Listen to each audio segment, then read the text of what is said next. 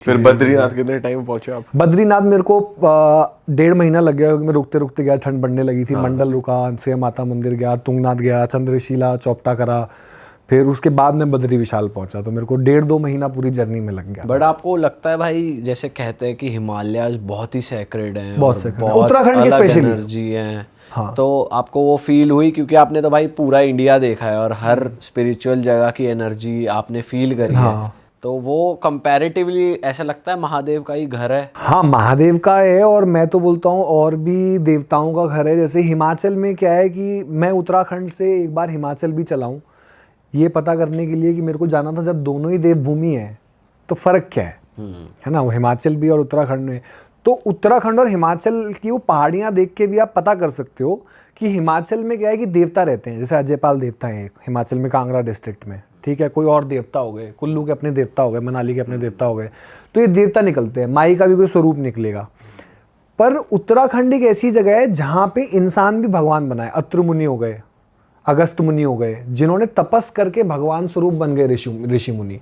और उत्तराखंड में प्रचंड रूप से भगवान बैठते हैं। मतलब ऐसा नहीं है कि जैसे अजयपाल देवता है उन्हीं के at the end of the day स्वरूप जो है, जितने भी टर्म्स आ रहे हैं। बट महादेव क्या है, फिर महादेव अपने ही स्वरूप में केदारनाथ बन के बैठे हैं, तुंगनाथ बन के बैठे हुए हैं, वो खुद ही बैठे हुए हैं। वो उनमें कोई वो नहीं है कि कोई देवता उनका अलग स्वरूप बैठा हुआ है, वो खुद ही बैठे हुए हैं प्रचंड रूप में। तो उत्तराखंड और हिमाचल, और आप हिमाचल में देखोगे तो बड़ी सीनिक वादियाँ लगती हैं, समझ रहे हो कि ब्यूटी, पहाड़ हैं, बर्फ गिर रही है। ये उत्तराखंड आप पहाड़ देखोगे ढंग से ना, पत्थर तो चट्टाने लगती हैं कि तू मुझे चढ़ नहीं सकता। तो हालांकि ट्रैकिंग व्रेकिंग लोग हिमाचल ज़्यादा करते हैं, ब्यूटी सीनरी ज़्यादा वहाँ पे मिलेगी। पर उत्तराखंड के आप चट्टाने, कभी केदारनाथ भी ढंग से देखोगे, बद्रीनाथ भी सतोपंथ माना देखोगे, तो वहाँ के पहाड़ चीख के बोलते हैं कि चढ़ नहीं सकता तू मुझे ऐसे, मेरी एक गरिमा है, मैं देख कैसा खड़ा हूँ। और हिमाचल देखोगे तो बड़ा ब्यूटी, पहाड़, इतने सारे देवदार के पेड़ दिखेंगे, ये दिखेंगे। तो ये फर्क है। तो जब आप बद्रीनाथ पहुंचे वहां कैसा लगा आपको? बद्रीनाथ पे तो बहुत ही बढ़िया एनर्जी थी वहां पे? आई मीन बद्री विशाल की ऐसा है कि अगर मानो तो सब भला, ना मानो तो पत्थर वाली बात है। अगर आप गए हो तो ये मान के ही जाना कि भाई हैं वो बैठे हुए हैं, उसमें कोई दो राय नहीं है। हाँ। अगर आपने ये इक्का तुक्का कर दिया मन में तो नहीं दिखेगा आपको, कुछ भी नहीं दिखेगा। नहीं तो बात तो ऐसी है कि वहाँ पे जो गर्म कुंड है, आप उसमें नहाओ एक बार नारायण का नाम लेके, कुछ खाल नहीं छिलती, कुछ नहीं होता जो गर्म कुंड है। और इतना गर्म कुंड है कि क्या बताएं। एक है जिसमें पानी मिक्स होता है साइड में, एक साइड में और है पूरा ही गर्म है, और बर्फ़ पड़ रही है ऊपर से, और यहाँ गर्म पानी आ रहा है, और पूरी गद्दी ऐसे बद्री नारायण की दिखाई दे रही है। तो बद्री विशाल जो है, बोलते हैं कि बद्री नारायण से पहले बद्री विशाल एक पंडित थे वहाँ के, तो उन्होंने तपस किया, नारायण का वो किया। तो बोले क्या मांगता है बता। तो बोले कि मेरे को आपके साथ जुड़ना है, मेरे को आपका राज्य चाहिए, किंगडम चाहिए। तो नारायण बोले कि देख ऐसा तो नहीं, क्योंकि वो भी चालू है महादेव की तरह, भोले थोड़ी है नारायण, तो थोड़े चालू भगवान है। तो वो बोले कि नहीं, ये तो नहीं दूंगा, बट तेरे को इससे बड़ी एक चीज़ दूंगा। बोले क्या? तो बोले आज के बाद इस जगह पे कोई भी अगर नाम लेगा तो तेरा नाम मेरे साथ जुड़ा हुआ आएगा। तो जय बद्री विशाल या जय विशाल बद्री बोलते हैं बद्री नारायण की जगह। तो उन पंडित की पूरी यूनि चली आ रही है विशाल की। अच्छा, तो वो पंडित है वहाँ के। अच्छा भाई, जो इतने महान साधु होते हैं, जैसे इमली बाबा आपने बताया, या दूसरे बाबा, सियाराम बाबा हैं अभी, जिन्होंने नर्मदा पे परिक्रमा के वो तपस किया था। तो ओमकारेश्वर में ही है। तो नर्मदा, उनका एक पैर खराब है, 10 रुपये ही लेते हैं वो डोनेशन में, और कुछ नहीं लेते। तो एक पैर पे, टांग पे, जीवित हैं अभी, एक टांग पे झुके झुके रहते हैं लंगोट पहन के। बहुत, आई थिंक 95-96 उम्र है। एक टांग पे तपस्या करी थी सियाराम बाबा ने। और आप ऐसा मानो कि डैम है नर्मदा के पीछे, तो गवर्नमेंट ने बड़ा हटाने की कोशिश करी। एक पत्थर पे जाके वो तपस्या कर रहे थे कि हटा, पानी छोड़ देंगे, ये कर देंगे, तो वो तो हिले ही नहीं।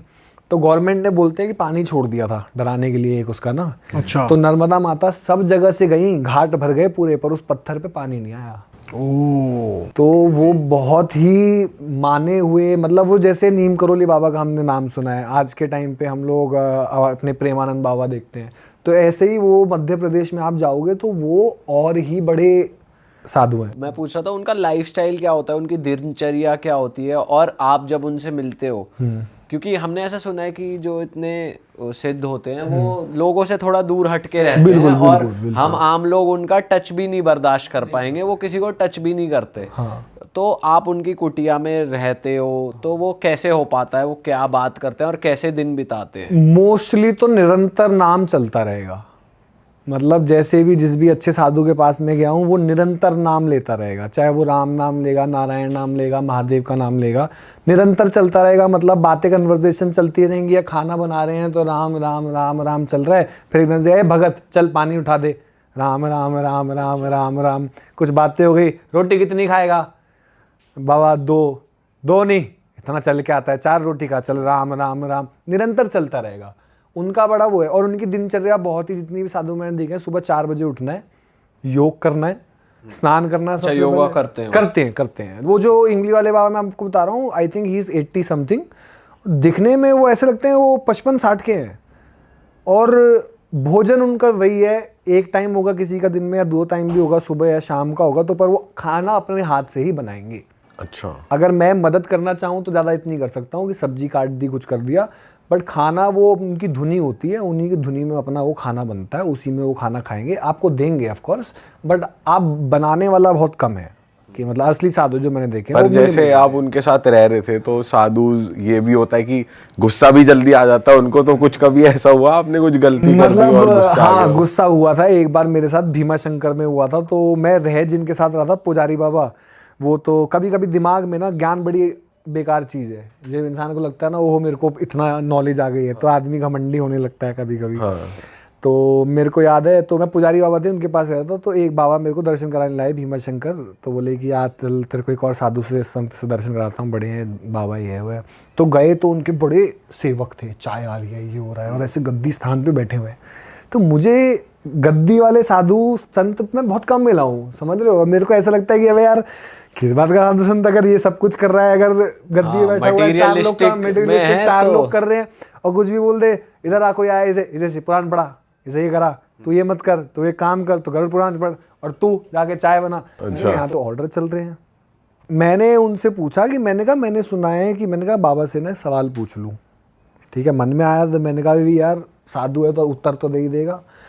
तो मैंने बोला कि तर्क करते हैं, तो मैंने अपना एक मन में घमंड जैसा जागरूक होता है नॉलेज का, तो मैंने बोला बाबा यहाँ अर्धनारीश्वरी के ऐसे रूप में शिव शक्ति ऐसे बैठते हैं तो क्या, तो ऐसे यूं देखा मेरे को, बोले मुझसे क्या पूछ रहा है, तुझे नहीं पता?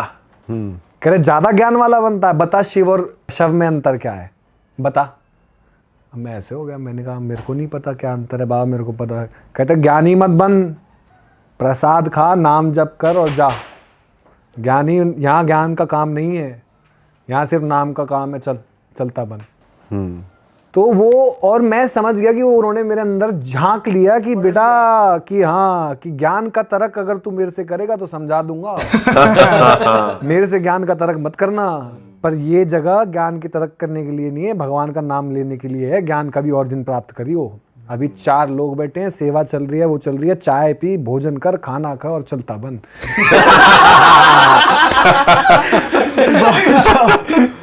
तो साधु हैं ऐसे, क्रोधित हो जाते हैं बिल्कुल एकदम, मुंह पे कर देते हैं। तो क्योंकि उस दिन इनको पता चला कि गांव वालों का रिश्ता और साधुओं का रिश्ता एक जो नॉर्मल रहते हैं ना, वो भी बहुत अलग है। उठना बैठना एक कम्युनिटी टाइप है, तो हर साधु अलग है। जैसे मैं अघोरियों के साथ नहीं बैठता हूँ, मेरा अघोरियों के साथ नहीं है। शमशान पे, काशी पे कोई मिला तो दूर से प्रणाम करके आप चले जाओ, क्योंकि मेरे को लगता है मेरी वो एनर्जी नहीं है कि मैं अघोरी के साथ बैठूं, उससे सवाल करूं, बातें करूं कि बाबा क्या होता है शमशान में खोपड़े में, मेरा नहीं है वो। कभी नहीं कोशिश करी आप? नहीं, ये सब बहुत ही। काशी में मिले आपको अघोरी? हाँ, काशी में मिले हैं, मणिकर्णिका घाट पे मिले हैं। तो मणिकर्णिका घाट पे ऐसा सीन हुआ था कि एक साधु शायद तपस कर रहे थे मणिकर्णिका घाट पे, और शमशान पे बैठ के ही तपस कर रहे थे। तो काले वस्त्र पूरे पहने हुए हैं, सब कुछ। तो मैं उनको ना देखने लगा, अब 5, 10, 15, 20 मिनट, क्योंकि एक अट्रैक्शन होता है ना कि भाई चिता पे बंदा बैठ के मेडिटेशन कर रहा है, और मैं दूर से उनको ऐसे टेढ़ी नजर से यूँ देख रहा हूँ। और आप मानो नहीं कि उनकी कितनी स्ट्रॉन्ग शायद सिद्धियाँ पार होगी कि उन्होंने आंख ऐसे खोल के मेरे को बस यहाँ नहीं देखा, वहाँ नहीं देखा, सीधा मेरी आंखों में यूँ देखा है कि भंग कर रहा है तू मेरी, वो देख मत, चलता बन। जबकि आप उनकी डायरेक्ट नहीं, ऐसे बैठा हुआ था पीछे यूं करके। बट वो शायद ऐसा होगा ना कि हो रहा होगा कुछ एनर्जी कोलैप्स से, कुछ तो ऐसा हो रहा होगा कि मैं अट्रैक्शन में डूबा हुआ हूँ, और मैं ऐसा कि देखे जा रहा हूँ, अघोरी को देखे जा रहा हूँ कि शमशान पे लाश है, किसी का पैर पड़ा हुआ है मणिकर्णिका घाट पे, किसी का हाथ पड़ा हुआ है, और ऐसी जगह वो इतने काले वस्त्र पहन के निरंतर जो भी जाप कर रहे हो, मुझे क्या पता। बट उनको खटक रहा होगा क्योंकि कोई भी आ रहा है, देख रहा है, फोटो लेकर चले जा रहा है, पर मैं आधे घंटे कंटिन्यूअसली देख रहे हो तो भंग हो गई उनकी तपस्या। हाँ, भंग या कुछ हो रहा होगा उनको। तो बस ऐसे भंग तो क्या ही करूंगा मैं, पर उन्होंने देख के ऐसे कि एक बार इशारा किया तो मैं समझ गया, मैंने कहा अभी कल्टी मारो यहाँ से वरना दूर दूर से ही कुछ कर देंगे। दूर दूर से ही कुछ कर देंगे। तो जो पावरफुल साधुज हैं इनके साथ बैठना मैं अवॉइड करता हूँ, क्योंकि मेरे को लगता है कि जैसे जो नॉर्मल साधु है, राम नाम जपने वाले, भजन करने वाले, जैसे एक साधु मेरे को मिले थे, तो जूनागढ़ में गिरनार एक पर्वत है, तो वहाँ पे एक आरती होती है। तो मैं गिरनार में जाने से पहले तो गुरु दत्तात्रेय महाराज की पूजा होती है वहाँ पे। तो अब गुरु दत्तात्रेय महाराज के बारे में मेरे को पता नहीं था, तो मैं गिरनार जा रहा हूँ, तो मैंने ऐसे बोला यार गूगल देखूँ, पढ़ूँ, क्या करूँ। तो रात को जिस आश्रम में मैं रुका, वहाँ पे उस रात को जो संत थे वो गुरु दत्तात्रेय की पूजा कर रहे थे। तो वहाँ से मैं इंट्रोड्यूस हुआ जूनागढ़ जाने से पहले कि अच्छा, और वो रह जाता है मन में, क्योंकि जैसे वो गा रहे थे ना, श्री गुरु दत्ता गिरनार पे तप करे, श्री गुरु दत्ता गिरनार पे तप करे। तो ये लाइन बार बार मेरे मन में जा रही है, बार बार मेरे मन में जा रही है, क्या वो श्री गुरु दत्ता गिरनार पे तप करे, कि गुरु दत्ता गिरनार पे तप करे, गुरु दत्ता गिरनार पे तप करे। तो जब तक मैं गिरनार पहुंचा तब तक मेरे दिमाग में यही चल रहा है कि गुरु दत्ता गिरनार पे तप कर रहे हैं। तो वो एक मेरे को वो ज़्यादा अटेंशन लेता है मेरे लिए। भजन जैसे जैसे वही मिली वाले बात है, कुछ भी करेंगे राम राम राम राम राम, ए कितनी रोटी खाएगा, 2 बार, 4 खाइयो, राम राम राम राम।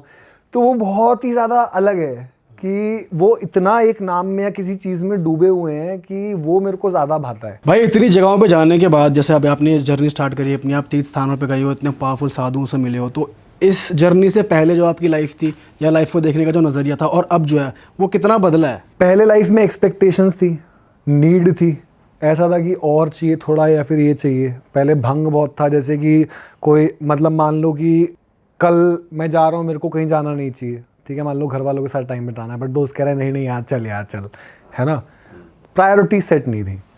अब कोई प्रायोरिटी से हिला नहीं सकता। अगर मैं 2 दिन दोस्तों के साथ हूँ, तीसरा दिन दोस्त बोल रहा है कि आज बर्थडे भी है, मेरा काम होना है, तो भाई कोई बात नहीं, 2 दिन तेरे साथ था, आज घर पे 2.5 महीने बाद घर आया हूँ, अब नहीं जाऊँगा। तो ये बहुत ही दिमाग में थोड़ी ऐसी चीज़ हो चुकी है कि इतना टाइम तो मुझे देना ही है। अगर मैं 2 दिन आके, मतलब मान लो मैं आया हिमाचल से, अब मैं 2 दिन बाहर रहा, तो तीसरे दिन मैं घर पे ही हूँ, मेरे को वहाँ से कोई हिला नहीं सकता, चाहे कुछ भी हो जाए। तो वो चीज़ बड़ी एक दिमाग में सेट हो गई है। अब चाहिए कुछ चीज़ें, ठीक है, पर इससे ज़्यादा नहीं चाहिए कि ना नहीं है उसमें, और एक्सपेक्टेशन नहीं है। अब मेरे को ये नहीं है कि मेरे को ये चाहिए, क्या हो सकता है क्या नहीं हो सकता, कुछ नहीं हो सकता, क्या होगा।